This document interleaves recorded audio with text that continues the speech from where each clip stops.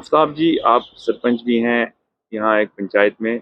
Overall अगर देखा जाए तो डेवलपमेंट को लेकर महकमा दिहाई तरक्की की तरफ से जो उनकी स्कीमें जो आती हैं, कितना लोगों को उसका जो है बेनिफिट मिल रहा है, फ़ायदा हो रहा है? देखिए सर, उससे पहले की जैसे एमजी नरेगा स्कीम है जिससे वेज पेमेंट होती थी। लाख रुपए का काम होता था, 40 मटेरियल होता था, 60 वेज पेमेंट पड़नी थी।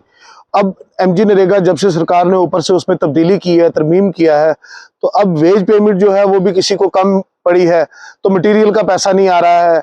जो जब मटेरियल आएगा नहीं तो लाख रुपए के काम में एक ये फिश मार्केट जैसा बन जाता है कि लाख रुपए का काम है। तो जब से हम सरपंच बने, मुझे लगता है कि एक पंचायत में 5-6 लाख से ज्यादा मटेरियल पेमेंट नहीं आई है। तो 6 लाख अगर आप एक साइड आपका क्लेम बन रहा है 60 लाख, तो उसके एवज में आपको 6 लाख मिल रहा है।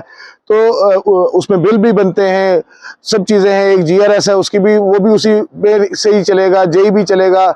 तो इसमें एक निज़ाम जो है वो बियॉन्ड द कर्टन्स भी कुछ होता है। तो एमजी नरेगा के बंद करने से वो जो हर आदमी को कश्मीर से कन्याकुमारी तक हर दर्द की दवा जो एमजी नरेगा थी उसमें थोड़ी सी परेशानी आ गई है। उसके बाद 20-22 लाख रुपया होता है पीआरआई कपेक्स का।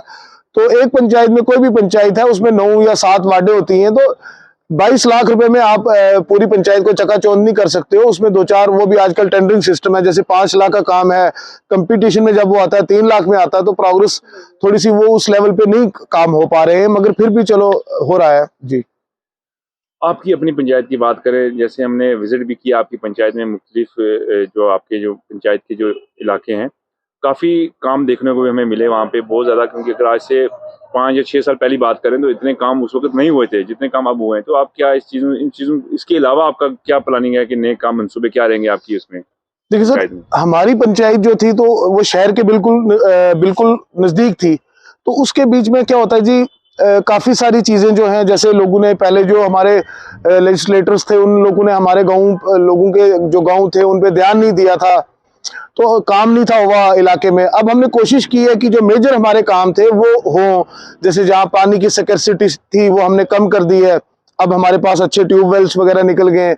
मगर जी सब चीजों में अमर भाई मैं आपको एक बात बताऊंगा कि जो हम लोग हैं ना, हमें खुद जागरूकता मतलब होशियार होने की जरूरत है। क्योंकि आज हालात जो है वो डेवलपमेंट इन चीजों से हट के, आज देखें एक बड़ा सर, मैं आपको आपकी बात का जैसे हो गया तो मैं बताऊं कि अब रमजान चल रहा है, पैसे कमाने का मुश्किल है और खर्चा डिस्ट्रिक्ट एडमिनिस्ट्रेशन को चाहिए कि जैसे मीट वाले, सब्जी वाले, इनके रेट्स पे भी ध्यान दिया जाए। तो जो हमारे गांव के लोग हैं उनको चाहिए कि जो ब्रेकफास्ट, लंच, डिनर, जैसे बाबा गुलाम शाह बादशाह यूनिवर्सिटी है, मेडिकल कॉलेज है, तो जो आगे पीछे के नगरोटा के लोग हैं, कोट तड़ा के लोग हैं, मैं उनसे भी रिक्वेस्ट करता हूं कि ये जो बाहर से लोग आए ना, इनकी थालियों में हमारी चीजें सजनी चाहिए।